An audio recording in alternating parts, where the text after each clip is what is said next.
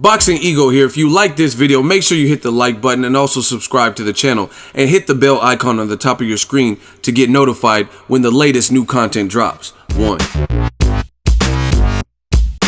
The Showtime Network offers to step in to help mediate and referee Joshua Wilder negotiations. Stay tuned. What up, Fight World? It's your boy Ego, and I'm back with some more boxing. Make sure you smash the like button. Also subscribe to the channel for the latest and greatest in boxing. If you want to become part of the gang, notification gang, please hit the bell icon. Shout out to the super chats, channel donations, the Venmo donations, and the Patreon family. We working. Now, a couple of days ago at the Jarrett Hurd versus Edeslandi Lara Showtime bill, I was there. I covered the fight as media. Great time. It was definitely a Fight of the Year nominee. Talked to Stephen Espinoza. I'll put the link or the video at the end of this particular video in case you want to take a listen to it. And was asking about the Joshua Wilder fight. He says Joshua is technically out of his contract, but he feels that the network has played a significant role in building the hype for Joshua Wilder. As a result, they would love to pursue it and be a part of that particular fight, meaning he doesn't want Joshua to go over to HBO, the competitor. Again, watch that video at the end. Shout out to skysports.com, link in the description.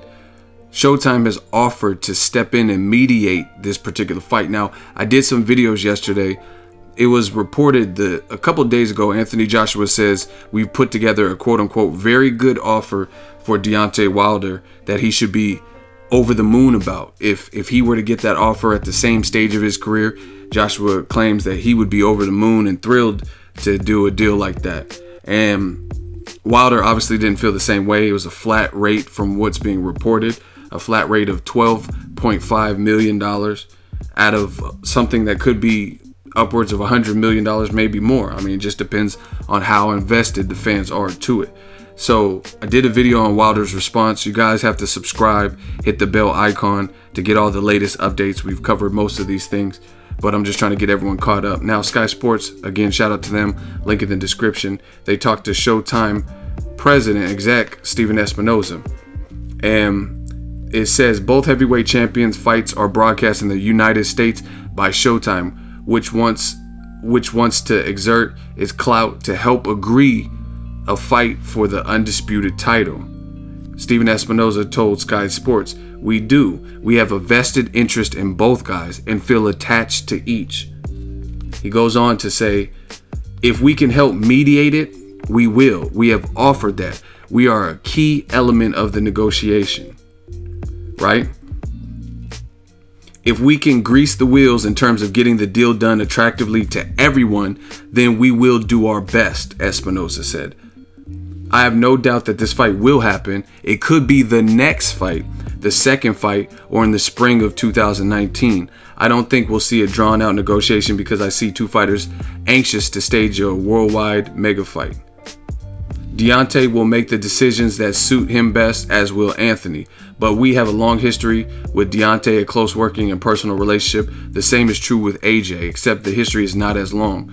They each know our heart is in the right place. Our interest is making this fight at the right time, under the right conditions. Right? Joshua sold almost 250,000 tickets in 11 months, having twice filled Cardiff's Principality Stadium after beating Vladimir Klitschko at Wembley. His popularity has begun to resonate in the United States, says Espinoza. There is absolutely a demand from U.S. boxing fans to see AJ. It is night and day from a year ago, and his momentum will build even more quickly once he has spent some time here. He has been a gradual build in the U.S., but there has been an exponential leap in the awareness and interest of the American market since the Klitschko fight. American boxing fans are notoriously impatient, and there is anticipation for Joshua Wilder. But if it was clear there was a pathway to Joshua Wilder, then our audience would be satisfied to see Joshua premiere in the United States against someone else, which I disagree with. Conversations will be had about the time of day and the effect of that. The atmosphere will be electric wherever it is.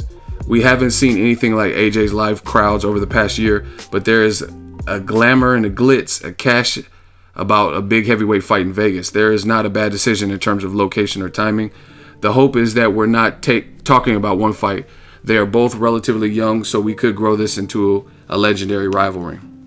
So I agree with a lot of what he said. The parts I disagree with, he says the American crowds are notoriously impatient. That's true. But he says if there's a pathway to Joshua Wilder, then people would be appeased. I disagree with that because I've already seen it. Ego's army is not going to be appeased. We've already talked about this. Joshua Wilder needs to happen. And the other part I disagree with, Stephen Espinoza says if it happens next, if it happens late this year, or if it happens in 2019. Nobody's trying to wait till 2019. Keith Thurman is already putting off an Errol Spence fight. And now he's not making the return in May. We don't know when those two belts are going to be eligible for someone to compete against him. That throws everything off, and that's in the welterweight division. But you got to look at it. Keith Thurman not taking a May fight because of quote-unquote injury, right? He says he's not coming back to a hard fight. So that means, let's say he comes back even later.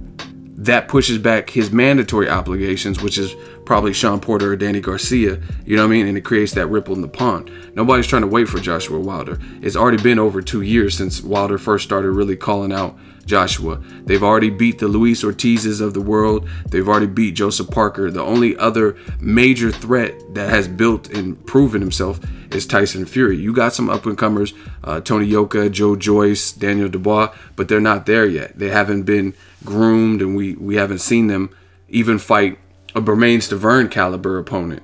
You know what I mean? Derek Chisora, Dillian White, we haven't seen them fight anyone like that to know how good they are. So I think their promoters are going to just build them up as they see fit as a pro and learn on the job. So Joshua Wilder needs to happen. I disagree with Stephen Espinoza saying 2019. Nobody's trying to wait that long.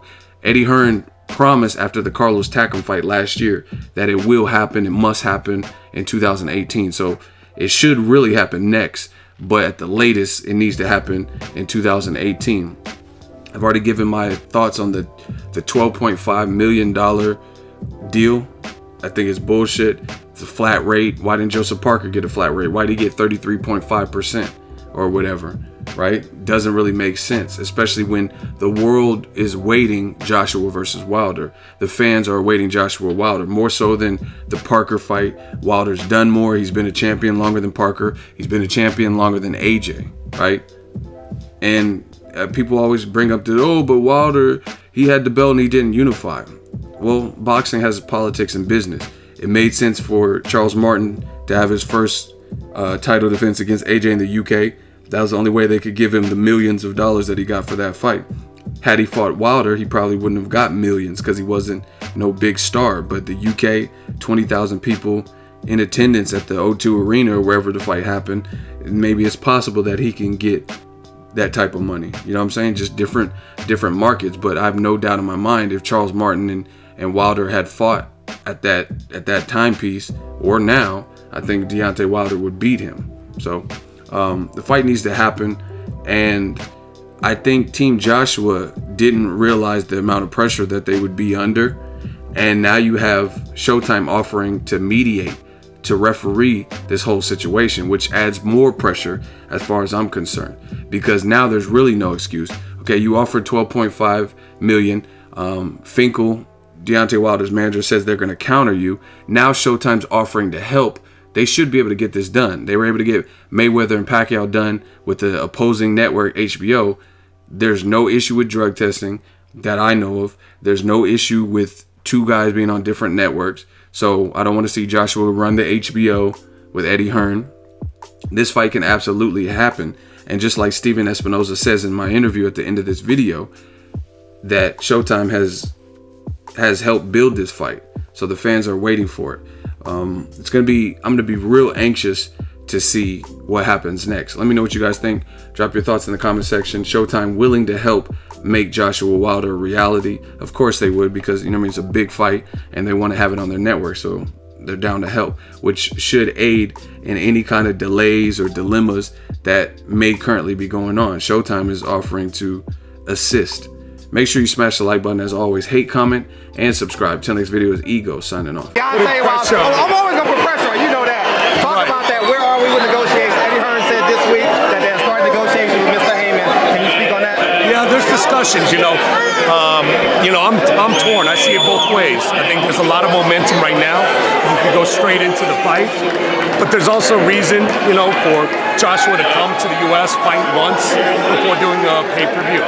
So the good thing is, I don't think we're going to be in a long wait. I don't think we know yet if it'll be the next fight or the second fight or maybe in the spring. But I really don't think it's going to be a long wait. Both guys want the fight. The time is right. It's going to happen pretty soon. How is this contract with Showtime? This was his last fight on Showtime, March 31st. This is his last fight on Showtime, but we've got a long relationship with Deontay Wilder. We've done the work to get the Wilder-Joshua fight to where it is today. I think both sides recognize that, and we built it to this point. We're going to stay with it. We're going to deliver that event. My final question is: HBO in a funeral procession, or are they 6 feet under yet? Where are they at? That's for you guys. No, you say it all the time at every press conference. Now you go. I'm never going to say like somebody's dead and buried. Look, they're in the sport. They got their share of the sport.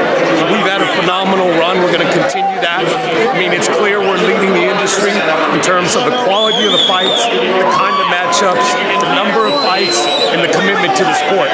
And we're going to continue doing that for the foreseeable future if I have any control of it whatsoever. What made Showtime Boxing get so aggressive with this programming? You've seen HBO, at one point they had 2 or 3 fights, and their biggest fight, Canelo to the G, got canceled. So what made you guys get so aggressive? Well, it really isn't so much aggressive. It's about having a plan and it maturing. So Deontay Wilder, we had 10 fights with him, and then he's gotten to the point where he's really on the world stage. Errol Spence, Jamal Charlo, those are guys that we've been working with for 2, 3, 4 years. And now they've gotten to the point where they're world champions, unified champions. So it seems like it happened overnight, but it's been a long process of 2 or 3 years of getting these core guys to this level.